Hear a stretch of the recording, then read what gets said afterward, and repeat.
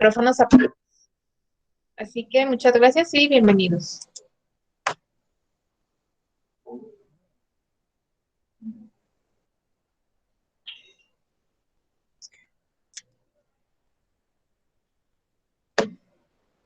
Buenas tardes a todos. Mi nombre es Luis Ángel Ruiz Sánchez, soy médico pasante de servicio social aquí en el Hospital Materno Infantil y junto con la doctora Neto Espino López les vamos a presentar el tema de herramientas para la evaluación de los diferentes tipos de estudios.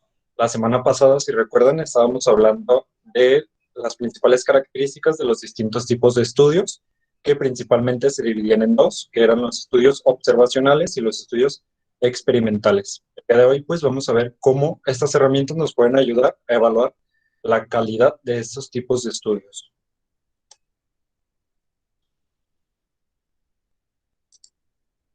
Bueno, pues a manera de introducción, recordemos que una de las actividades integradas en el proceso de investigación científica, pues es la comunicación de los nuevos conocimientos que se producen día con día en todo el mundo.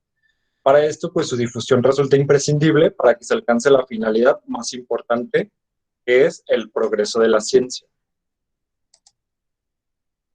De esto, pues, como vemos, las revistas científicas continúan hoy por hoy siendo el canal más importante para la comunicación formal de los nuevos conocimientos generan en todo el mundo y constituyen el vehículo convencional para hacer públicos los descubrimientos, los nuevos métodos, técnicas, nuevas hipótesis, etc. Y bueno, pues para eso es importante evaluar la calidad metodológica de todos los estudios que día con día se están realizando en todo el mundo. Ante esto, pues la calidad de los estudios representa un análisis complejo que evalúa diferentes variables, como evaluar el tipo de diseño de estudio, el tamaño de la muestra que se está utilizando, la metodología que se aplica en cada uno de los tipos de estudios que vimos, los análisis realizados y la calidad del reporte del manuscrito. Ante esto, pues la mayor parte de los instrumentos existentes para evaluar los estudios son las listas de chequeo o de verificación respecto de cómo es que se deben reportar los resultados de acuerdo al tipo de diseño y el tipo de estudio que se está realizando. A continuación les vamos a mencionar y describir, pues, los principales estudios. Estos 7 son los principales estudios que encontramos, que se utilizan en todo el mundo. Son la iniciativa MNCIR-EOD, la iniciativa STROBE, la propuesta MUSE, la escala MNCIR-Terapia, la declaración CONSOL, la declaración TREN y la declaración PRISMA. Yo les voy a hablar de los primeros 4 y nuestra compañera Arne nos va a hablar de los siguientes 3 herramientas. Y bueno, pues empezamos con la iniciativa MNCIR-EOD. Las iniciativas EOD pues vienen de los estudios observacionales descriptivos, que son los tipos de estudios que nos van a ayudar a evaluar esta herramienta. Y bueno, pues esta es una lista de verificación para el reporte de resultados con estudios observacionales descriptivos generado por el grupo MNCIR con el objetivo de colaborar con autores, revisores y editores para que la información relevante de este tipo de estudios pues, se encuentre presente en el manuscrito. Esta es una herramienta que se realizó en el año 2011 y pues cuenta con la validez de 45 expertos de metodología de la investigación, además de académicos clínicos, revisores y editores de revistas médicas. Y está compuesto por 19 ítems que están agrupados en 4 dominios en los cuales no se asigna ningún puntaje. Y pues esta es la escala MNCIR, que vienen pues dominios como la introducción, la metodología, y cada uno pues tiene distintos ítems. Por ejemplo, el problema en estudio, los objetivos, el diseño, criterios de inclusión y exclusión, muestreo, etc. Viene además la serie de recomendaciones o características que deberían de cumplir cada uno de los ítems. Y en la última columna nosotros tendríamos que marcar si se cumple o no con estas características. Esta es la segunda parte donde estaríamos evaluando los resultados y la discusión. Igualmente, pues estarían analizando ítems como los principios éticos, participantes, la novedad de la propuesta, conclusiones, igualmente las características y marcaríamos si se cumple o no con cada uno de los criterios. Bueno, esta es la iniciativa STROBE, que sería la segunda herramienta que encontramos. STROBE viene de las iniciales de Strengthening the Reporting of Observational Studies in Epidemiology, que significa fortalecimiento de la presentación de informes de estudios observacionales en epidemiología. Y bueno, pues esta es una lista de 22 puntos en la que se considera la comunicación de resultados con estos tres tipos de estudios. Así como veíamos que el anterior estudia, ve o más bien analiza los estudios observacionales descriptivos, la iniciativa STROBE evalúa los estudios transversales, los de casos y controles y los estudios de cortes. Y bueno, pues estos puntos se refieren en general al título y resumen, introducción, la metodología, resultados y conclusión, es decir, pues los componentes del estudio. Y bueno, pues esta es la declaración STROBE. Aquí vendrían pues los principales componentes, título, resumen, introducción, métodos y las recomendaciones o características que deberían de cumplir cada uno de los apartados en el estudio. Igual que la iniciativa anterior, tendríamos nosotros que marcar si se cumple o no con las características. Y esta sería la segunda parte, donde se estarían analizando los resultados, otros análisis, discusión y otra información. Igualmente vienen las características y al final marcaríamos si las cumple o no, y con eso estaríamos viendo qué tan completo o qué tan eficiente pues es este estudio. La tercera herramienta que encontramos es la propuesta MOOS, que MOOS viene de Meta-Analysis of Observational Studies in Epidemiology, que significa Meta-Análisis de Estudios Observacionales en Epidemiología. Bueno, esta es una herramienta que se publicó en el año 2000 como una propuesta para el reporte de Meta-Análisis de Estudios Observacionales. Y bueno, pues esta consiste en una lista de comprobación que igualmente pues incluye la estrategia de búsqueda, métodos, resultados, conclusión, discusión y demás componentes de los metaanálisis. Esta propuesta pues nos habla acerca de la importancia de los componentes para seleccionar los estudios que nos estarían ayudando a completar el metaanálisis o la revisión sistémica. Por ejemplo, pues una adecuada identificación de los estudios, el adecuado screening y nuestros criterios de elegibilidad y finalmente pues los estudios que se estarían incluyendo. Todo esto pues para que nuestro metaanálisis o la revisión sistémica pues que realmente esté en el primer nivel de evidencia y confiabilidad de los estudios. Y bueno, pues esta es la escala MOOS para metaanálisis. Igualmente, pues son los criterios para cada apartado del estudio.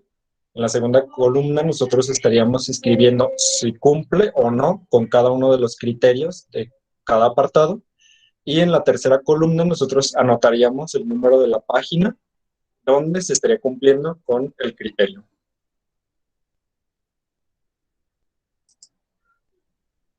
Y bueno, pues la cuarta escala que encontramos es esta, llamada escala MINSIR terapia, que es un instrumento para determinar la calidad metodológica asociada a herramienta matemática que permite realizar igualmente como la anterior revisiones sistémicas y metaanálisis con diferentes tipos de estudios. En este también estaría incluyendo los estudios observacionales de tipo descriptivo. Y bueno, pues esta escala está compuesta por 3 ítems. El primer ítem sería relacionado con el tipo de diseño de estudio. El segundo ítem relacionado con el tamaño de la población en el estudio. Y el tercer ítem estaría relacionado con la metodología empleada para la realización igualmente del estudio. Y bueno, pues esta es la escala MINSIR terapia. Como les mencionaba, el primer dominio que nos habla del diseño del estudio.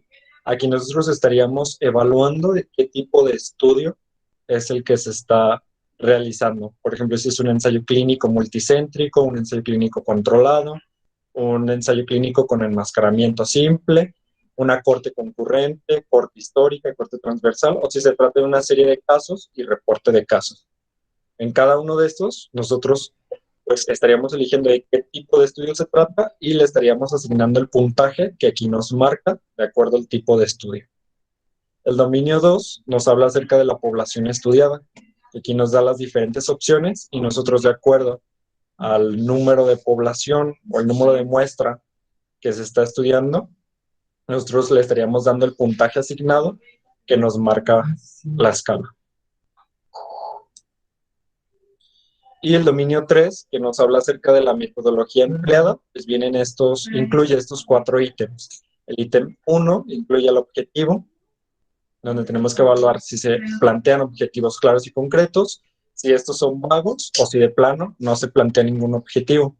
El ítem 2, que habla acerca del diseño, tendríamos nosotros que especificar si se menciona y justifica adecuadamente el diseño empleado, si menciona únicamente el diseño empleado sin ninguna justificación, o si no se menciona ni justifica el diseño que se utilizó para el estudio.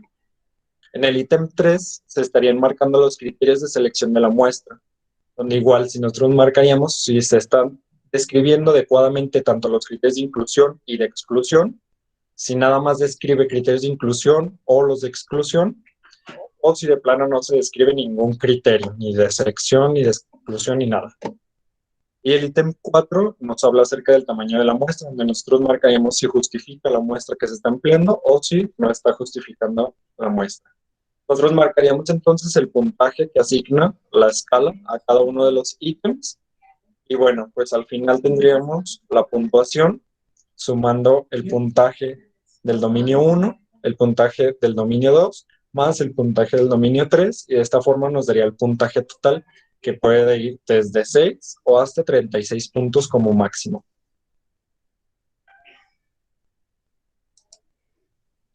Y bueno, de esta forma, con el puntaje obtenido, nos estaría dando la valoración de la calidad metodológica de los estudios. Es decir, si obtenemos como puntaje total 18 puntos o más, nos estaría diciendo que la calidad metodológica es adecuada o buena. Por el contrario, si se obtiene un puntaje de 17 puntos o menos, nos estaría diciendo que la calidad metodológica es inadecuada o mala para ese estudio.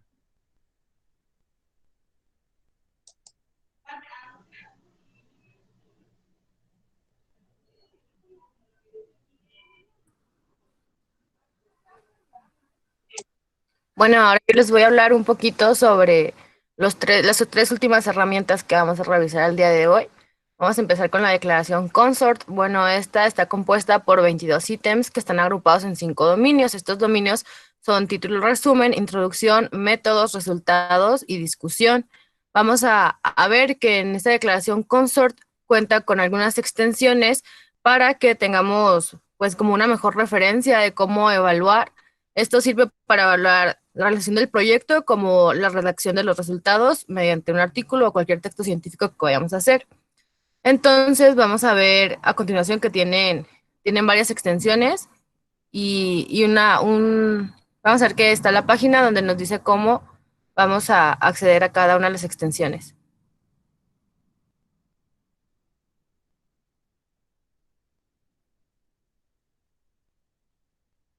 Primero, pues la lista de consort, la que hablamos al principio, que tiene los 22 ítems, pues aquí se presenta la lista, cuáles son, empieza con título y resumen, nos dice pues el número de ítem que corresponde a esa sección o pues a ese apartado, y después pues la lista de comprobación, es decir, que vamos a buscar para ver si cumple o no, y el número de página en el que se encuentra según el documento que estemos revisando. Vamos a ver que a lo mejor esto les va a resultar un poco repetitivo, un poco tedioso, porque la mayoría de las listas o de las herramientas con las que vamos a evaluar esto tienen una metodología muy parecida, es decir, vamos a ver que se repite mucho, que vamos a checar el título, la introducción, los antecedentes, el fundamento, los métodos, el tamaño de muestra, los criterios de inclusión, de eliminación, las variables, el análisis de los resultados y la discusión. Solamente pues lo importante de aquí es saber cuál herramienta vamos a elegir para evaluar nuestra investigación. Entonces, bueno, aquí se presentan los primeros 3 dominios con cada uno de los ítems, y en la continuación de la tabla pues van a venir lo referente a los resultados y a la discusión.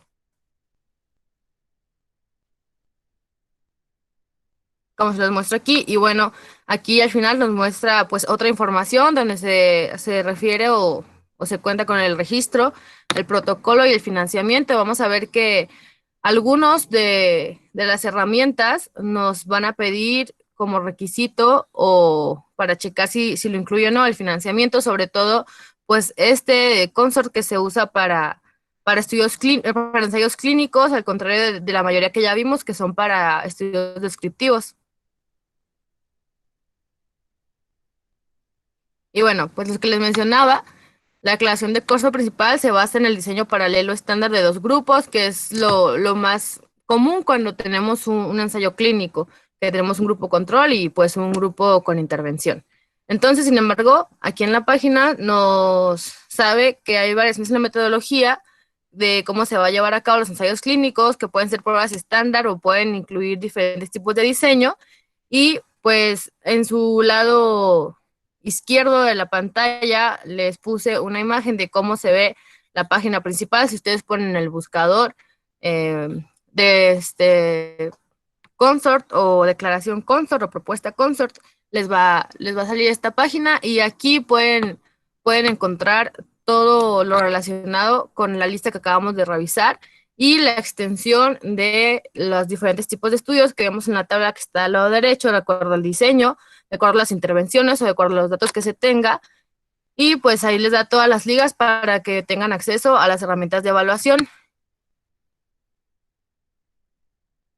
Bueno, ya pasando a lo que es la declaración Trend, esta pues también está compuesta por 22 ítems, agrupados en 5 dominios, lo mismo que veíamos anteriormente, y pues no tienen asignación de puntaje. Eso se refiere a que es diferente con la última que acabamos de ver con nuestro compañero Luis, donde veíamos qué puntajes le daba cada rubro y al final se hacía la evaluación completa para dar pues un cierto grado de confiabilidad en los resultados. Aquí pues solamente es para ver si cumple o no cumple.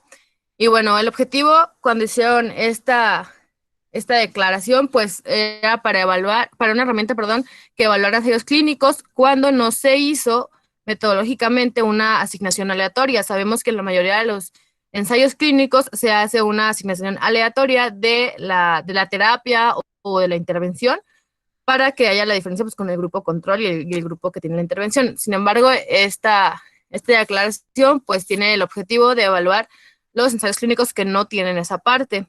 La última modificación de esta declaración fue en el 2010 y bueno, los 5 dominios que presentan aquí pues es el título y el resumen, donde ahí solamente incluye un ítem, la introducción, donde viene el segundo, en métodos, que sabemos que es de las partes más grandes y más importantes de cualquier ensayo, de cualquier estudio clínico, cualquier artículo, comprenden los ítems del 3 al 11, los resultados del 12 al 19 y la discusión pues del 20 al 22. Aquí en la parte inferior de la diapositiva, perdón, les puse una liga donde pueden acceder a un artículo que habla sobre la declaración Trend, cuándo se hizo, que fue en 2004, por quiénes la realizaron, cuál es el objetivo y pues viene además a detalle desglosado todo lo que tiene que ver con esta declaración. Y bueno, algo muy importante que nos menciona, pues si vemos que Consort es para la evaluación de ensayos clínicos y Trend también, pues es algo importante destacar o ver pues cuál es la diferencia entre unos y otros. Entonces aquí se presentan los puntos específicos que incluye la declaración Trend. El primero, pues es, bueno, la teoría que justifica la intervención estudiada. Esto debe venir en el ítem número 2 y una descripción detallada de esta teoría que viene en el ítem número 4. Una definición exhaustiva de la población objetivo que debe estar incluida en el título, que era el 1, del método empleado para reclutar la muestra, que viene en la metodología, que está en el 3, y el diseño experimental, que también viene en metodología, especificando la unidad de asignación. El método empleado para decidir qué intervención será asignada a dicha unidad, que aquí vemos pues que no sería aleatorio, entonces cómo es que se decidió qué intervención se va a dar para cada participante, y los métodos utilizados para reducir o controlar los posibles sesgos. Esto también va a venir en la metodología. La unidad en la que se basa la recogida de datos y en especial si ésta difiere de la unidad de asignación y cómo se ha tenido en cuenta en el análisis de dicha diferencia. Los métodos empleados para controlar la pérdida de información originada por datos faltantes y la descripción de los programas estadísticos. Eso es una parte muy importante también de la metodología. Otros puntos clave, pues, son las comparaciones de los datos iniciales observados con los datos de las pérdidas de seguimiento y la población objetivo. Esto ya lo veríamos en resultados. así como entre los grupos de comparación, el aspecto especial de relevancia, ya que, pues bueno, aquí es la proveniencia de una población única que no queda garantizada por la asignación al azar, porque ya ves que no es aleatorio. El análisis de las variables intermedias, cadena causal, y bueno, en la discusión, pues que sea más detallada de la interpretación y la extrapolación de los resultados. Es decir, estos aspectos pues se han especificado en el cuestionario Trend por medio de letra cursiva, deben de ir en este formato, y en el documento que les mencionaba anteriormente, donde les puse la liga, bueno, nos habla también de los puntos que se tienen en común con pues la declaración consort, que pues sería como lo que no mencionamos aquí.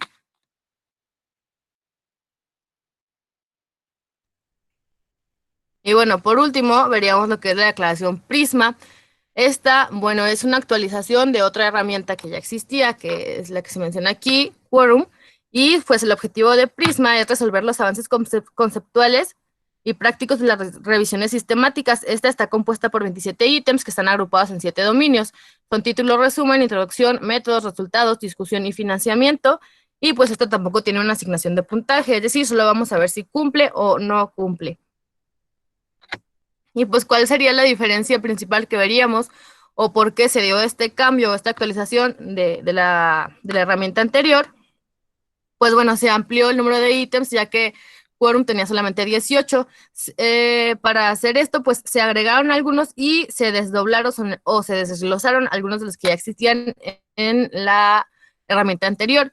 Y bueno, algunos ítems están interrelacionados para mejorar la consistencia del informe de la revisión sistemática por parte de los autores. Pues recordemos que estas herramientas también tienen el objetivo de ayudarnos a hacer una mejor redacción de los resultados y en sí pues completo de todo el artículo que vayamos a tener como producto de investigación.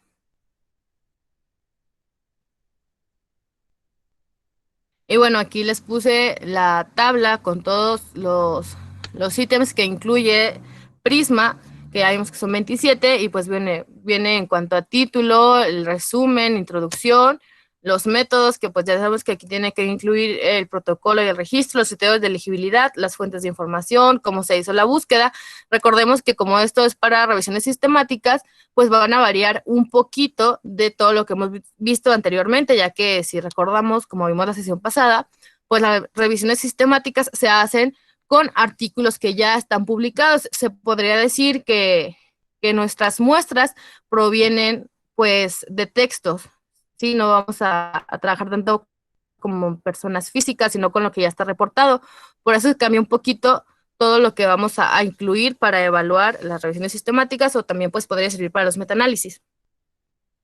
Y bueno, vemos que también hay que ver cómo hicimos la selección de los estudios, que serían como los criterios de elección en un ensayo clínico para dar como una referencia. El proceso de extracción de datos, la lista de los datos, el riesgo de sesgo en los estudios individuales, pues ya podemos recordar que cada estudio tiene un dicho porcentaje de sesgo, puede tener un riesgo a un sesgo, y entonces al hacer pues como un análisis de muchos hay que tener en cuenta eso, de cuánto sesgo vamos a tener con el resultado final. Las medidas de resumen y la síntesis de resultados es lo que vemos en esta primera parte hasta el ítem 14.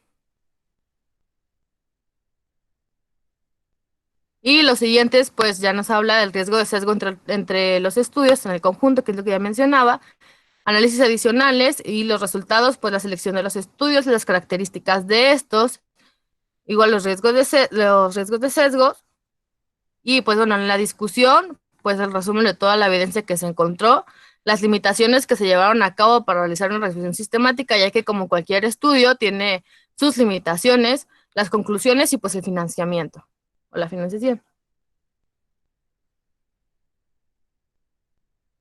Y bueno, la liga que aparece en la parte inferior de su pantalla es con la que pueden tener acceso al artículo donde habla sobre esta declaración Prisma y un poquito también sobre la declaración anterior, Quorum, y pues nos hace ver el análisis de cómo cambia de una a otra, y pues esta tabla nos muestra los principales cambios o los más relevantes en comparación, que bueno, algunos tienen que ver con el título, con el resumen, introducción, métodos y ya, básicamente lo de resultados, discusión y financiamiento, pues es igual a lo que ya existía antes.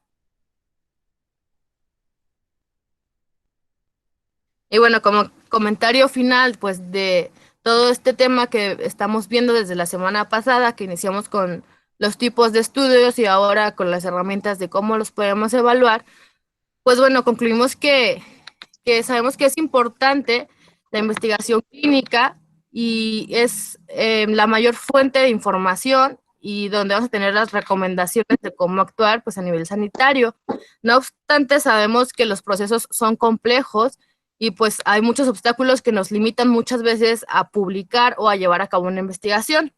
Por otra parte, pues a pesar que vivimos en una creciente demanda de ciencia que guíe la práctica clínica, pues sabemos que con la investigación se hace un poquito más difícil cada vez con todas las herramientas que vamos teniendo.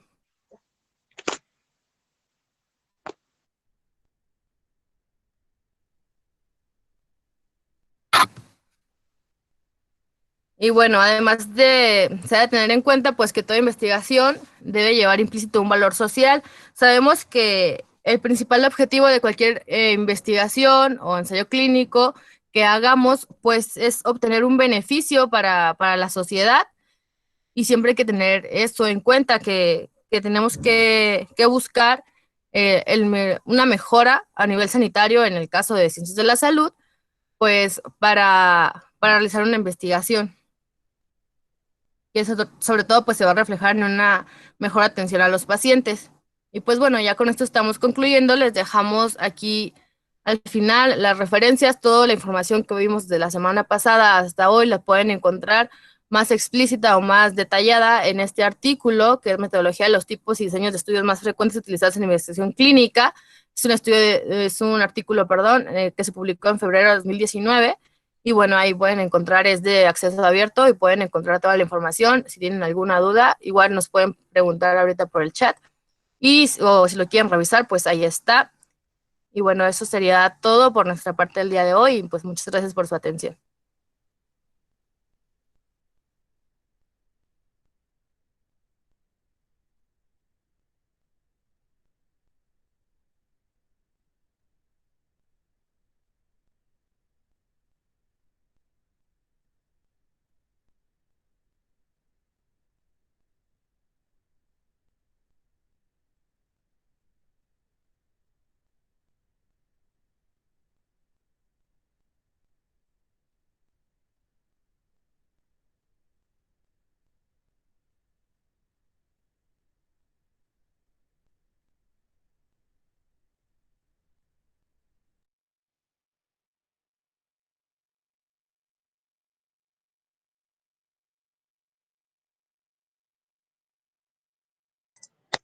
Muy bien, les agradecemos mucho la participación al doctor Luis y a la doctora Net. Y vamos a continuar con la presentación de Luisa Fernanda. Ella es estudiante de la licenciatura en nutrición y ahorita está realizando un verano de investigación de manera virtual desde la ciudad de Juárez, Chihuahua. Y el día de hoy nos va a compartir la revisión de un artículo enfocado al tema de investigación que va a realizar durante su estancia virtual, que es enfocado a la nutrición materno-infantil, con especialidad en la lactancia materna. Así que, si quieres comenzar, Luisa, bienvenida. Muchas gracias. Bueno, primeramente, buenas tardes a todos. Les agradezco mucho pues la oportunidad que se me tiene ahorita para abrirme este espacio. Y actualmente, como comentaba ahorita Paulette, soy estudiante de nutrición de la Universidad Autónoma de Ciudad Juárez y actualmente me encuentro formando parte del equipo de investigación de la doctora Laura, con enfoque en nutrición materno-infantil. Estoy por parte de lo que es el programa Delfín. Entonces, bueno, he tenido la oportunidad de trabajar en varias investigaciones durante mi estancia universitaria. Estuve participando en el proyecto de funcionalidad de alimentos adicionados con Brusimo Malicastrum, el cual es una raíz y tenía para enfoque en adulto mayor con presarcopenia y sarcopenia. Dentro de ahí estuve realizando pesaje de alimentos durante 2 meses para así constituir una base de datos para un análisis dietético de los alimentos que se consumían dentro de varios asilos. Después participé como dentro de la misma investigación como en el lineamiento B, en el que se trataba de la introducción de una bebida y un pan, y se pretendía buscar cuál sería el efecto que este tendría sobre la sarcopenia y presarcopenia una vez ya detectada en los adultos mayores. Bueno, entonces esa es como la participación que he tenido dentro de investigación. Entonces voy a iniciar con la revisión de este artículo. Nada más que no sé si se alcance a ver la presentación aún.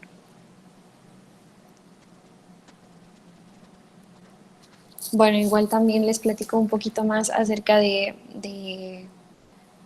por qué se me abrió esta oportunidad de participar en el programa Delfín de manera virtual. Creo que es algo muy importante, más por el país en el que vivimos, un país en vías de desarrollo que requiere mucha investigación. Los invito a todos ustedes a formar parte de este programa. Ahorita por problemas de contingencia del COVID-19, pues me encuentro ahorita en Ciudad Juárez. Ok, bueno, entonces vamos a iniciar con lo que va a ser la presentación. ¿Ya se ve la presentación? Muy bien. Gracias, Paulette.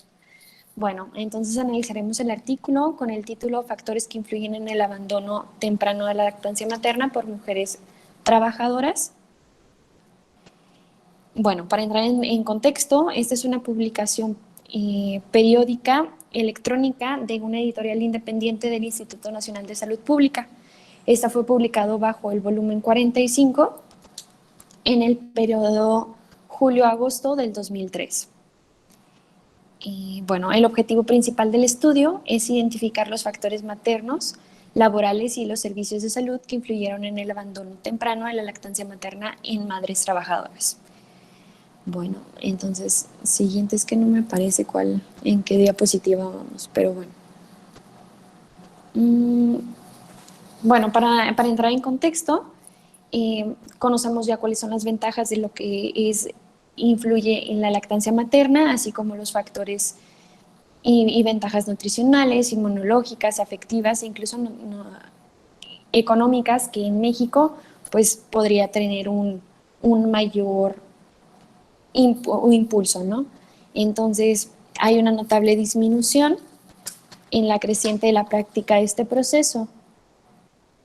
A ver, permítame.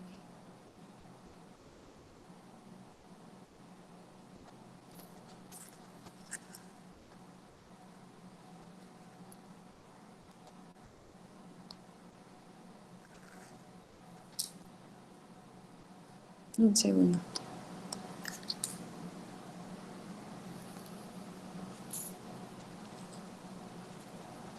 Bueno, entonces continuamos.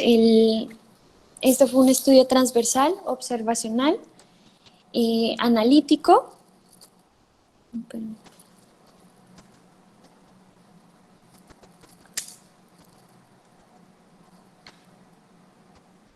Un segundo. Ya, muy bien. Paulette, ¿me apoyas regresándole? Muy bien. Entonces, como introducción, pues tenemos que hay una disminución progresiva en la lactancia materna exclusiva y se ha tenido la información que ha ido reduciéndose en los últimos 30 años, una reducción de menos del 50% en la lactancia parcial a los 3 meses de edad, así como una introducción temprana a los sucedáneos de la leche materna. Bueno, también es importante conocer que en Ensenada, bueno, este estudio se llevó a cabo en Ensenada, Baja California, entonces es por eso que incluyo este punto en el que la participación económica de las mujeres ha ido en crecimiento y actualmente constituyen el 40% de la actividad económica del país. Entonces esto trae como efecto que los hijos de estas madres terminan estando en guarderías, lo que hace que se interrumpa la lactancia materna exclusiva como tal, de libre demanda. Entonces se les empieza a utilizar sucedáneos a la leche materna a partir de los 4 meses o incluso meses antes, comprometiendo esta parte de la nutrición del niño. Entonces, se pretende identificar aquellos hechos modificables que se pueden llevar a cabo para pues ayudar a que se lleve a cabo esta práctica. ¿Le la que sigue, por favor? Bueno, entonces este estudio es un estudio transversal en Ensenada, Baja California, en el Hospital General de la Zona 4, número 8 del Instituto Mexicano del Seguro Social. Dentro de esta investigación participan 265 madres trabajadoras. La que sigue. También se tiene también como parte de la muestra que hayan tenido de 37 semanas de gestación o más para ser parte de la muestra, al igual que que nada más sea un hijo único dentro de la cavidad uterina. Bueno, las variables que se estuvieron trabajando, las variables dependientes eran un abandono temprano de la lactancia materna. Se dice abandono temprano a aquellos que hayan sido a los 3 meses o antes de los 3 meses. Para encontrar esta variable dependiente se utiliza un recordatorio histórico de alimentación. Se encuentra también dentro de esta variable dependiente que la mediana, es decir, pues las veces la frecuencia que esto ocurría, era de 6 meses. Como variables independientes, contamos que se van a evaluar los factores maternos, que estos establecerían la edad, el sexo,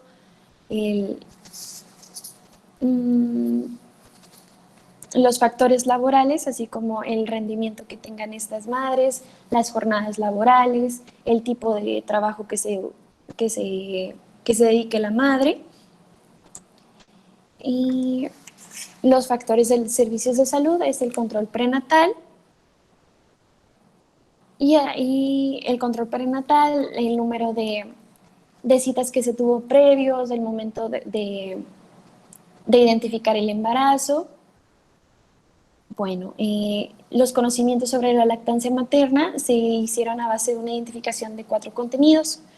Estos fueron los de...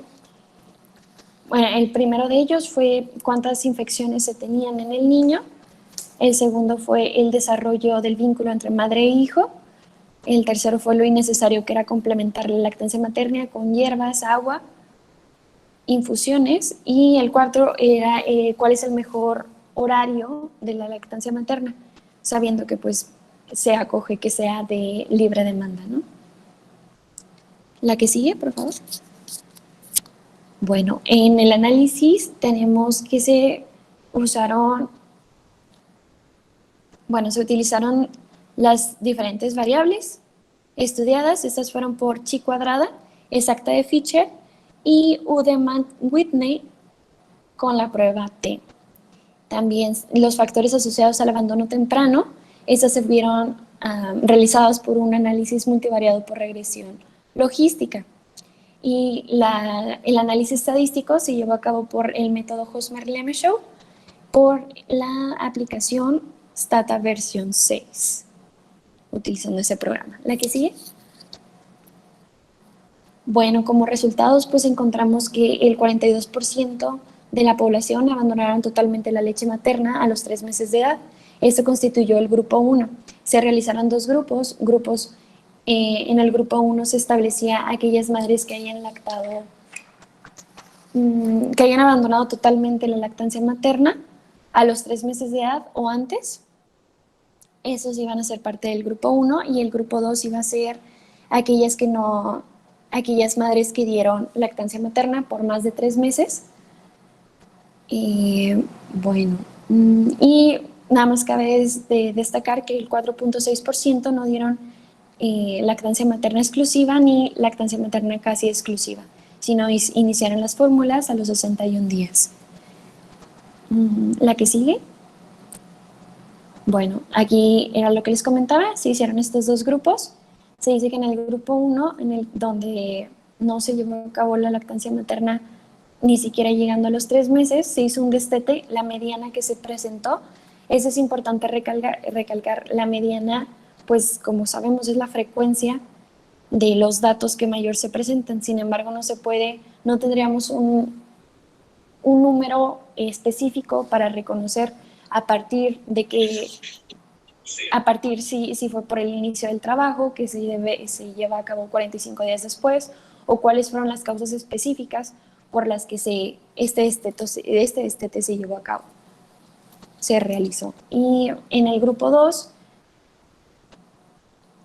bueno, en el grupo 2 se tuvo una mediana de 142 días. Igual los datos están presentados en medianas, entonces es difícil conocer o tener un conteo de las madres participantes. Es decir, si tenemos una muestra de 256, es poco probable que que una gran cantidad haya sido exactamente en los 142 días.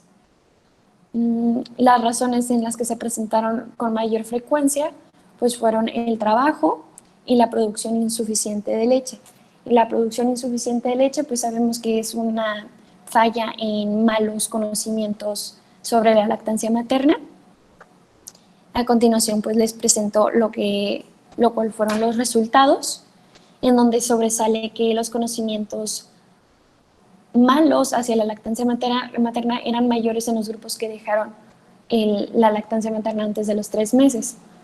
Sin embargo, el grupo 2 tuvo mejores conocimientos, ya que estos tenían experiencia por haber tenido, y bueno, aquí mismo podemos fijarnos que en el grupo 2, que es la segunda hilera, podemos reconocer que en la lactancia materna con un hijo previo, pues tienen mayor cantidad de presencia.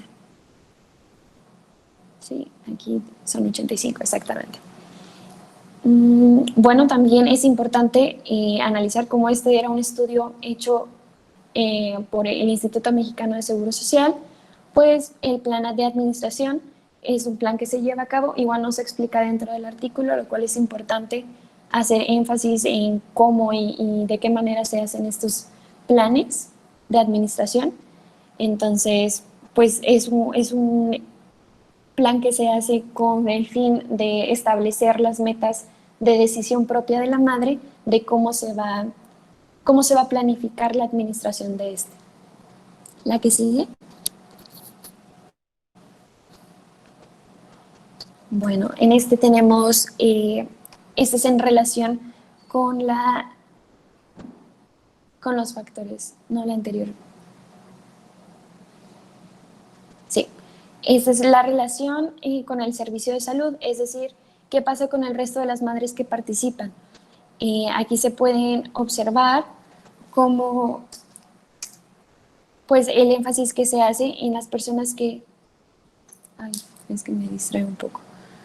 Bueno, sí, aquí sobresale el apoyo que tienen de familiares o amigos externos que forman parte del núcleo social de la joven, en donde se puede observar que,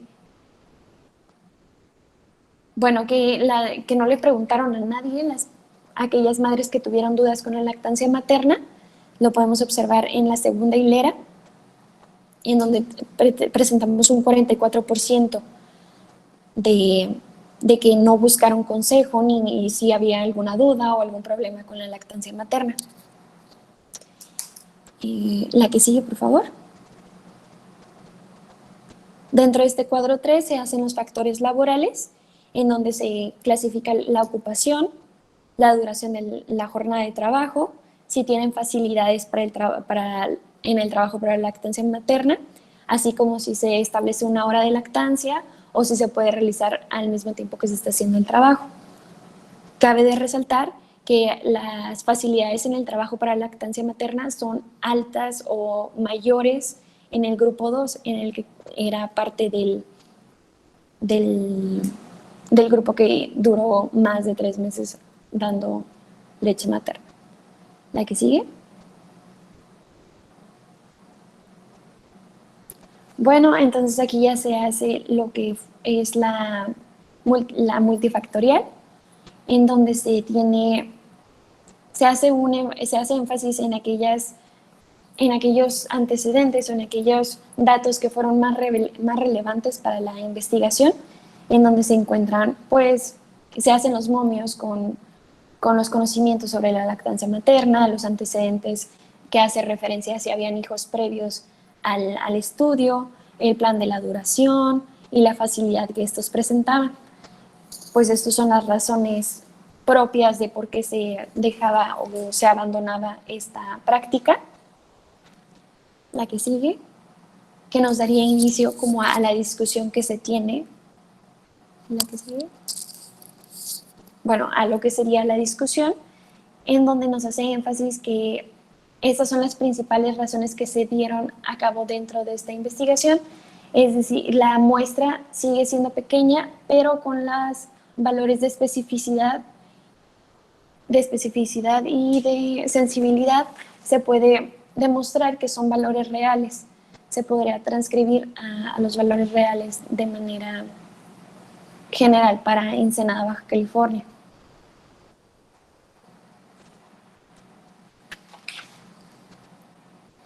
Siguiente. Muy bien, entonces hace énfasis dentro de este artículo o son las partes en que deberíamos de enfocarnos un poquito más, es pues realmente qué condiciones conducen a las madres a tomar decisiones diferentes durante su planeación de administración de lactancia materna, en los trabajos que están realizando, el momento en el que regresan a sus trabajos, si tienen experiencia con hijos previos. Es importante también enfocarse en el orden psicosocial, es decir, las redes de apoyo que se tienen, porque como veíamos anteriormente, pues el 44% de las mujeres de este estudio que lactaron mayormente más de 3 meses, pues no, cuando tenían algún problema o alguna duda, no consultaban a nadie. También dentro de esta investigación, pues cabe resaltar que la promoción de la lactancia materna no es suficiente, no está influyendo dentro de las decisiones de la madre. Debe trabajarse en control prenatal, en las citas médicas que se tengan, pues un mejor enfoque hacia la promoción de la lactancia materna. Y como última pregunta, pues se tiene cuál es la información congruente al momento de la atención prenatal, es decir, qué tanto, cuál es el impacto que está teniendo esta información hacia las decisiones de la madre.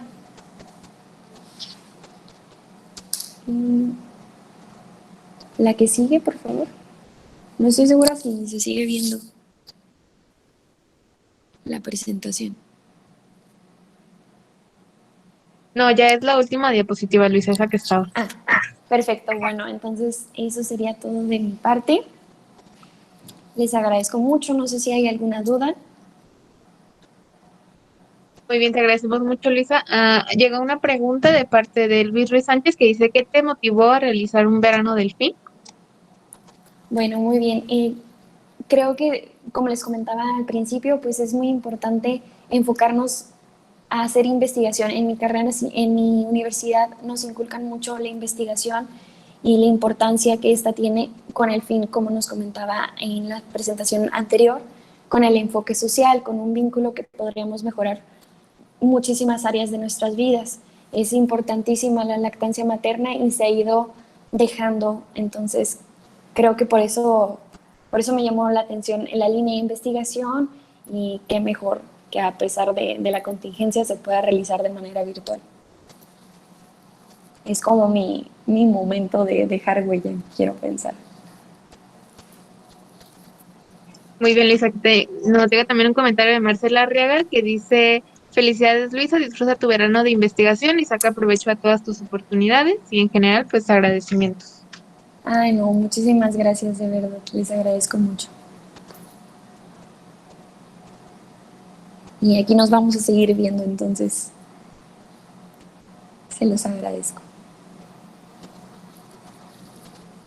Muy bien, les agradecemos mucho a los ponentes del día de hoy y a todos los participantes por su cooperación y por sus preguntas y por la atención el día de hoy. les recordamos que el día de mañana también tenemos sesión académica con la pasante de licenciatura en salud pública, Brenda Yanet Zamora Godínez, para que también estén muy, muy pendientes